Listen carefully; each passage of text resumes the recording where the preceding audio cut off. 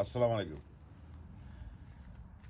ওসমান হাদি মৃত্যুর আগে বলে গিয়েছিলেন এই যে খালেদা জিয়ার মৃত্যু হলে বিএনপি বিলুপ্ত হয়ে যাবে, এটাই চিরন্তন সত্য। তার অ্যাক্টিভিটিসই বোঝা যাচ্ছে।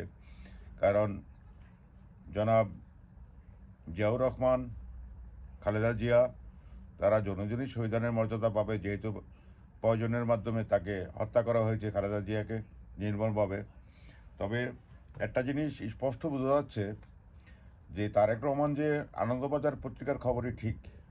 তার কারণ হলো কি, ওই যে কথায় আছে না, একটা বাজে কথা বলতে হয়।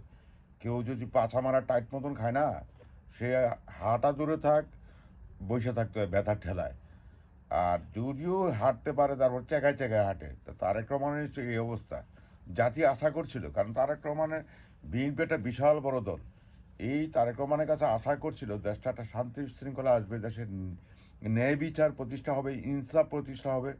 কিন্তু এই যে 16 বছর শেখ হাসিনা মেচাকার করলো, অত্যাচার, অবিচার, লুটপাট, গণহত্যার শিকার হলো লক্ষ লক্ষ মানুষ, কিন্তু সেই ব্যাপারে কিন্তু সে কোনো প্রতিবাদ করে নাই। তার হলো ওই তলে আনন্দবাজার পত্রিকাই সঠিক। এই যে জুলাই আন্দোলনের মাধ্যমে একটা পরিবেশ পাইল, খালেদা জিয়া তার স্বামীর পাশে শায়িত হওয়ার মূল কারণ কি? দেশ এখন স্বৈরাচার মুক্ত হয়েছে, হাসিনা মুক্ত হয়েছে, ভারত মুক্ত হয়েছে, এবং এই জানাজা কখনো সম্ভব হতো না।